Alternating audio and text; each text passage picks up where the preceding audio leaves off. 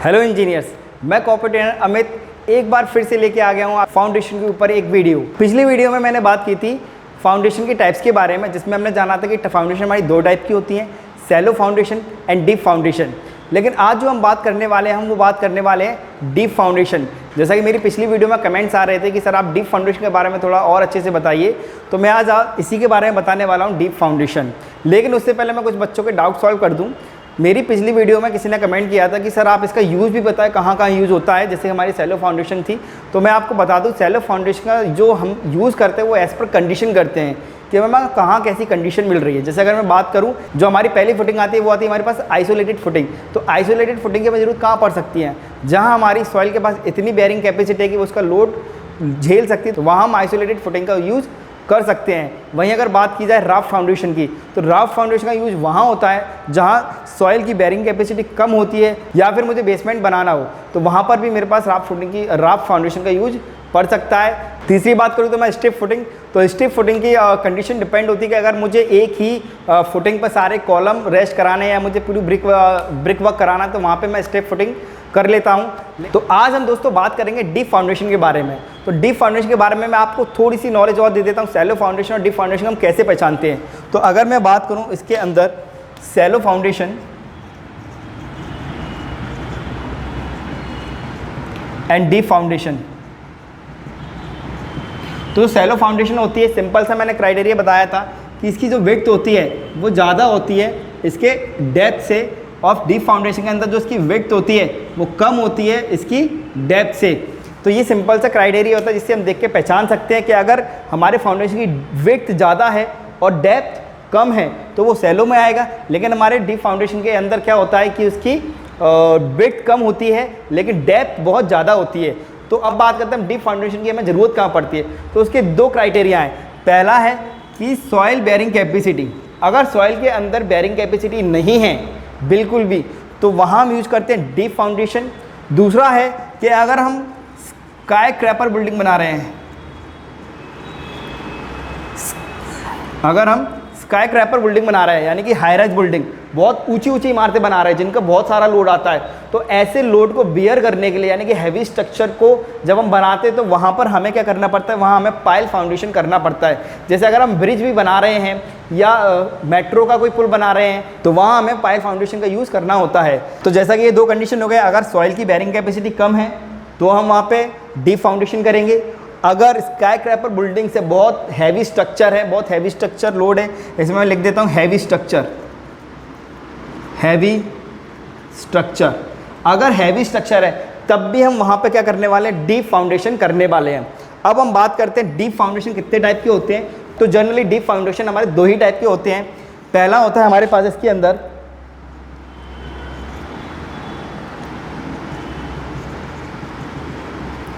Pile foundation, और दूसरा होता है हमारे पास पियर फाउंडेशन। तो ये दो टाइप की हमारे पास फाउंडेशन होती है, pile foundation and pier foundation. अब इनके बीच में डिफरेंस क्या होता है, अगर आप इसे देखने जाओगे तो दिखने में तो सेम ही दिखेंगी, लेकिन जो डिफरेंस होता है, बेसिक डिफरेंस, वो होता है इनके क्रॉस सेक्शन का। यानी इसका क्रॉस सेक्शन कम होता है विद कंपेरिजन टू इसके क्रॉस सेक्शन के। एक डिफरेंस और होता है, वो होता है कि जो हम पाइलिंग करते हैं वो हमेशा हम ग्राउंड के नीचे करते हैं, और ग्राउंड के ऊपर जो आता है वो आता है हमारे पास पियर फाउंडेशन। जैसे आपने देखा होगा जो ब्रिजेस बनते हैं वहाँ बड़े बड़े साइज़ के कॉलम, इतने बड़े बड़े साइज़ के कॉलम बनाए जाते हैं, एक्चुअल में वो हमारा पियर फाउंडेशन ही होता है। और जहाँ ज़मीन के अंदर इसके नीचे से ये पाइल कैप हो गया हमारे पास, और पाइल कैप के नीचे यहाँ पर जो छोटे छोटे ये आते हैं, इनको हम बोल सकते हैं, इनको हम बोलते हैं अपना क्या, पाइल फाउंडेशन। तो ये हमारा पाइल फाउंडेशन हो गया और ये हमारा पियर फाउंडेशन हो गया। Pier foundation is above the ground level, pile foundation is below the ground level. Okay, और इसमें आप देख रहे हैं यहाँ पे एक जो क्रॉस सेक्शन है ये कम है इसके क्रॉस सेक्शन, तो ये भी एक डिफरेंस हम देख के पहचान सकते हैं कि हमारे पास इसमें पियर फाउंडेशन हुआ है या पाइल फाउंडेशन हुआ है। तो आज जो हम बात करेंगे इन्हीं के बारे में बात करेंगे कि पाइल फाउंडेशन कितने टाइप के होते हैं। तो आज का जो मेन टॉपिक मैंने लिया है वो मैंने लिया है पाइल फाउंडेशन का। तो यहाँ पे मैं हटा देता हूँ उसको, पियर फाउंडेशन को, इसके बारे में फिर हम कभी बात करेंगे।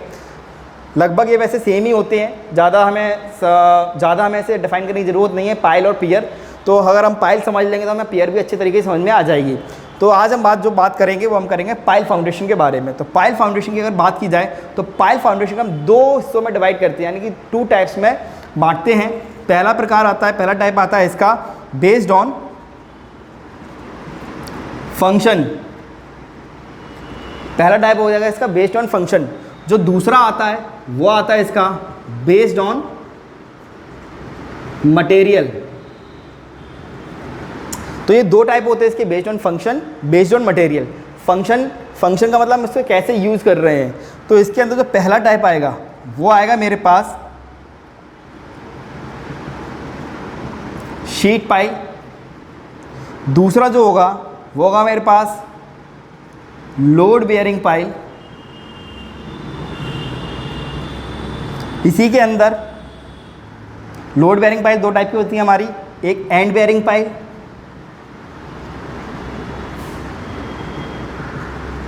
और फ्रिक्शन पाइल। तीसरा आता है हमारे पास सॉइल कॉम्पैक्टर पाइल।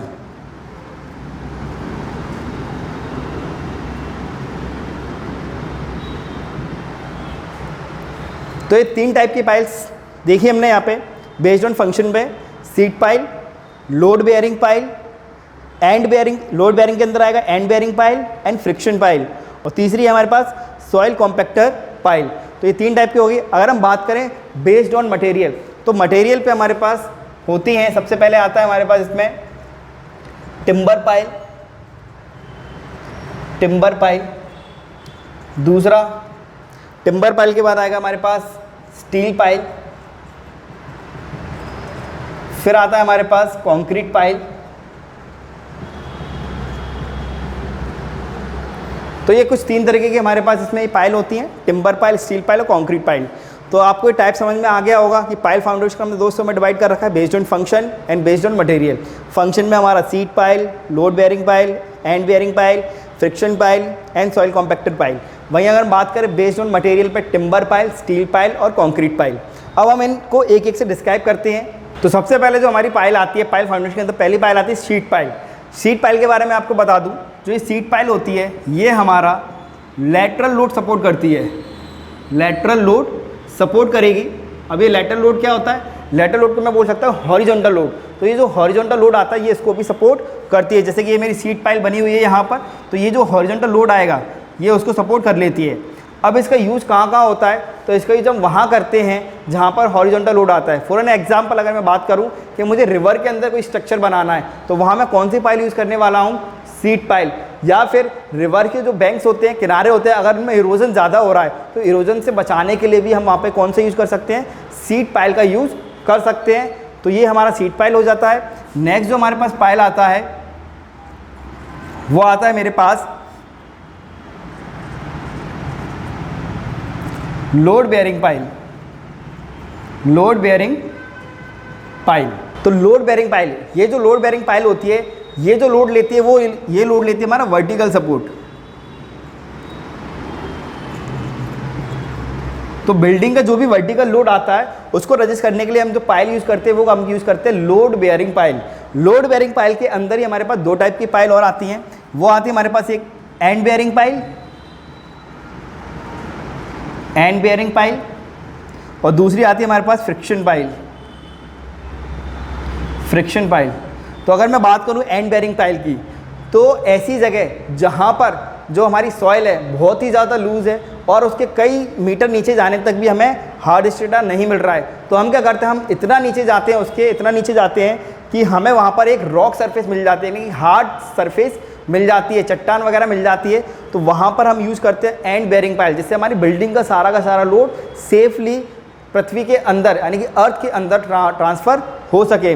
वहीं अगर मैं बात करूँ फ्रिक्शन पाइल, ये जो फ्रिक्शन पाइल होती है डीपली अंदर नहीं जाती है, ये कहीं बीच में रह जाती है क्योंकि इसके अंदर ये फ्रिक्शन काम करता है। लेकिन ये वहीं यूज़ करना है जहाँ पर हमारी सॉइल कैसी हो? सैंडी सॉइल हो। अगर जहाँ हमारे पास सैंडी सॉइल है या रफ सॉइल है तो वहाँ हम यूज़ कर सकते हैं फ्रिक्शन पाइल। लेकिन जहाँ हमारे पास स्मूथ सॉइल है, जहाँ इसके अंदर बिल्कुल सैंडीनेस नहीं है, रफनेस नहीं है, तो वहाँ हम फ्रिक्शन पाइल को यूज़ नहीं कर सकते। वहाँ हमें यूज़ करना पड़ेगा एंड बेयरिंग पाइल। ठीक है, तो आप समझ गए हमें एंड बेयरिंग पाइल कहाँ यूज़ करनी है, फ्रिक्शन पाइल कहाँ यूज़ करनी है, और हमारे पास जो शीट पाइल है वो हमें कहाँ यूज़ करनी है। नेक्स्ट जो पाइल आती है वो आती है मेरे पास soil compactor pile. Soil compactor pile. अब ये सॉइल कॉम्पैक्टर पाइल क्या होती है? सॉइल कॉम्पैक्टर पाइल एक्चुअली में कोई भी किसी भी प्रकार का डायरेक्टली लोड नहीं लेती है। इसमें क्या होता है, हम जो पाइल्स होती हैं उनको पास इंटरवल्स यानी कि कम स्पेसिंग के बीच में हम उसको प्लेस कर देते हैं और उसके बाद फिर उसको लोड आता है, तो जो लोड होता है वो सारी पाइलों पर इक्वली डिवाइड होता है, इसलिए हम उसको बोलते हैं सॉइल कॉम्पैक्टर पाइल। आगे बढ़ते हैं हम।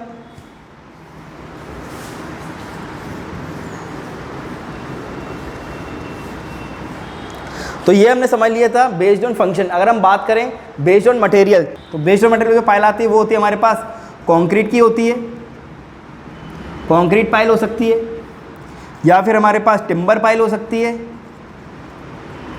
या फिर हमारे पास स्टील पाइल हो सकती है। अगर मैं बात करूं टिम्बर की पाइल, तो जो टिम्बर पाइल होती है ये एक्चुअल में हमारी वुडन पाइल होती है।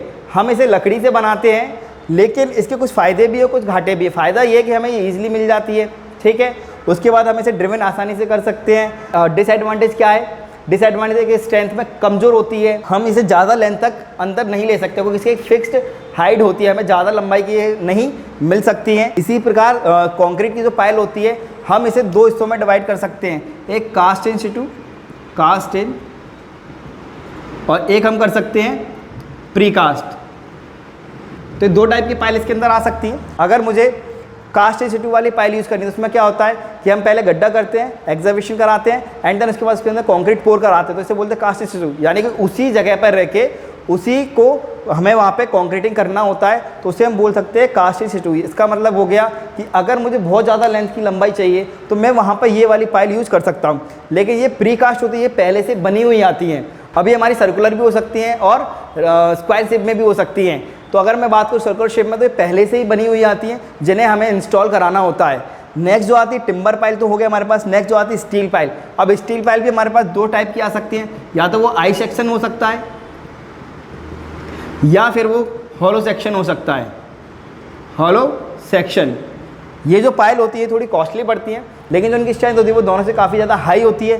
साथ ही साथ हम इसे कितनी भी लेंथ का प्रोवाइड कर सकते हैं और इसे ईजिली इंस्टॉल हम इसे करा सकते हैं। तो दोस्तों ये तो हमने बात कर ली types of pile based on function and based on material. तो मैं इसके बारे में थोड़ी सी और नॉलेज देना चाहूँगा आपको।